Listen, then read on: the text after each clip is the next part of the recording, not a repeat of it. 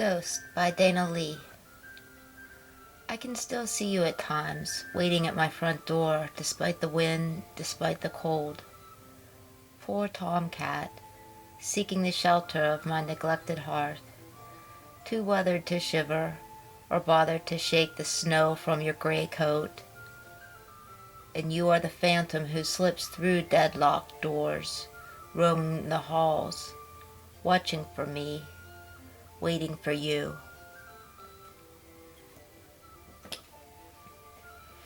Shade Sisters by Dana Lee. The old man with the feathery hair and sagging trousers led the small, wide-eyed child across the desolate street. There on the corner stood the old Chambersburg Hotel, an enormous two-storied red brick circa 1776 that stood facing the west for over 200 years. But most of the small town was like this. They stopped facing the sleeping building. When I was your age, my grandfather stopped me here and told me a story about this place, the old hotel. Is it still a hotel? Yes, it is. Almost. Always has been. See, it sits here at the crossroads, and long ago, before even the trains, people would stop here and stay. Well, long ago, when my great-grandfather was just as big as you are now, your great-great-granddad, he heard a story about the sisters who used to own the place, the Shade Sisters. He led the child to a bench alongside of the wraparound porch. What were the sisters like, Grandpap? Well, Elizabeth, she was old. Not as old as me, but a spinster all the same. A spider? No, a spinster is a lady who never gets married. The old man chuckled and shook his head. Oh, like Mummy. No, not really. See, Sam, times have changed since then, especially for ladies. Ladies were expected to behave differently back then. Like how? Well, like with old Elizabeth Shade.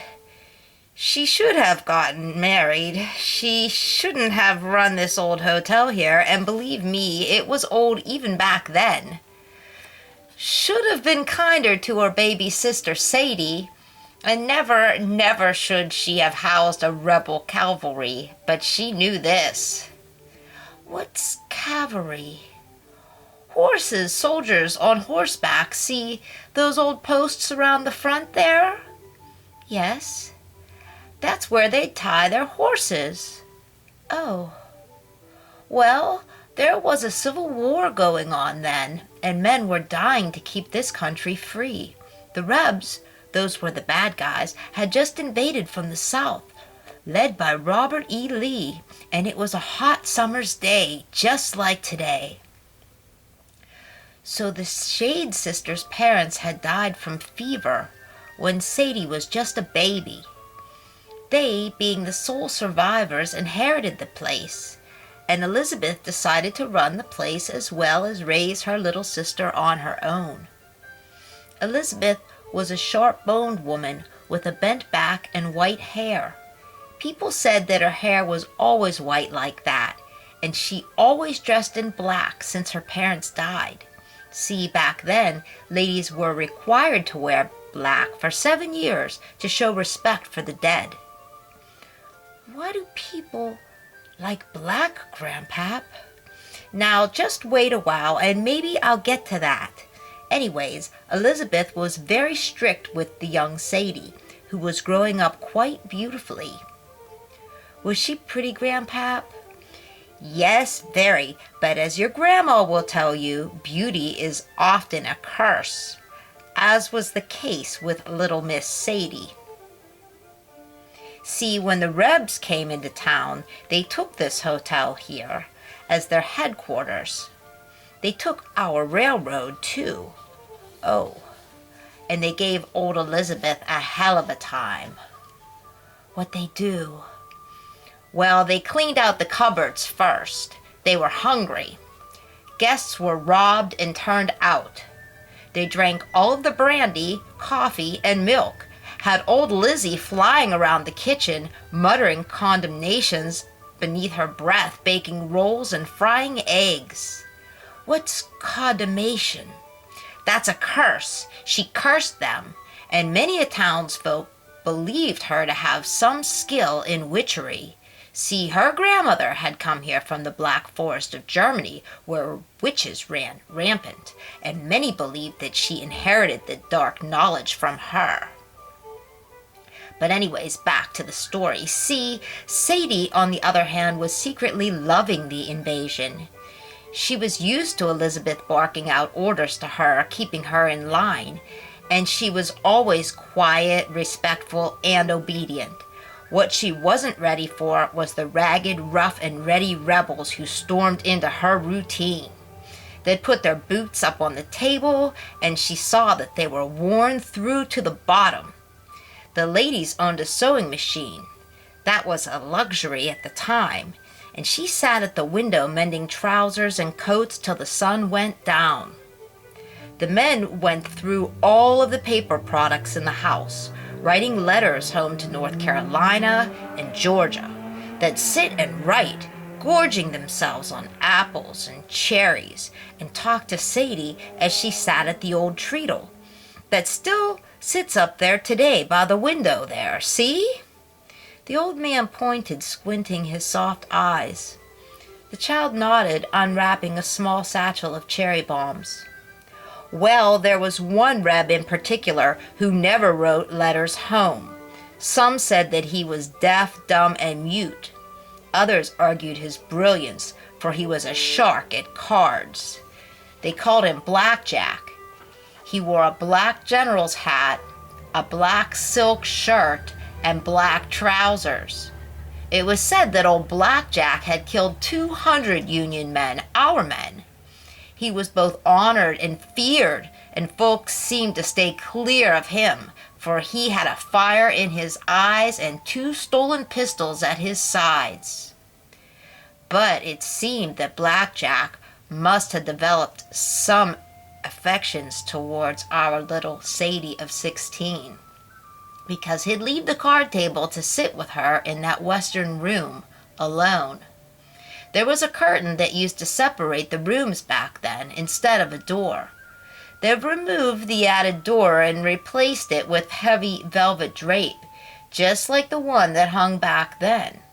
Blackjack would close the dark drape behind him as he entered, and some said that you could hear them talking and laughing.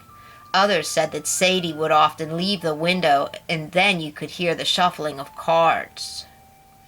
He'd been seen rambling up the steps to her room with a glint in his eye and a tray filled with flowers from the garden and a pitcher of lemonade with 2 glasses.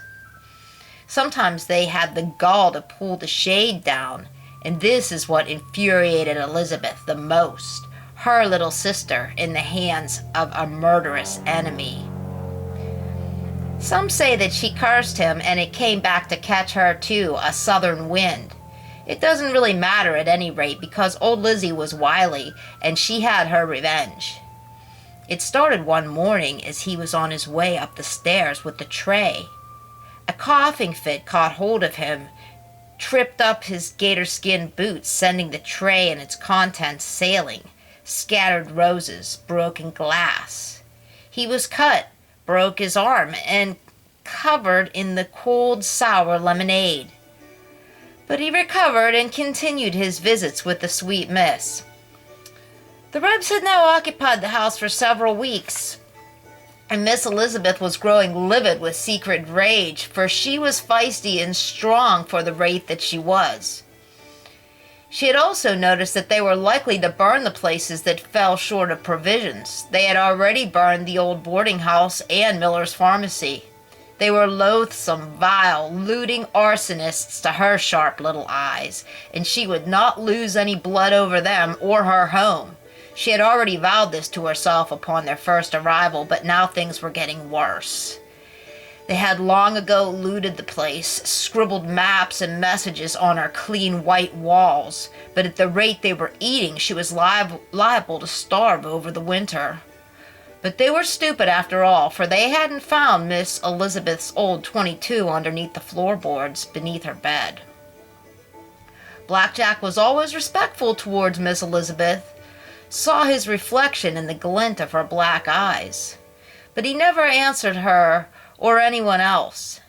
This was known and acknowledged, except for the rumors of murmurs and poetry begot behind the dark curtain of room number 9.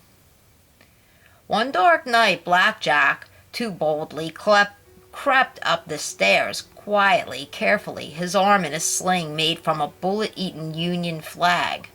But as he drew the curtain, he wasn't greeted by the sweet Sadie, but rather the snout of Elizabeth's rifle and a bullet to the chest.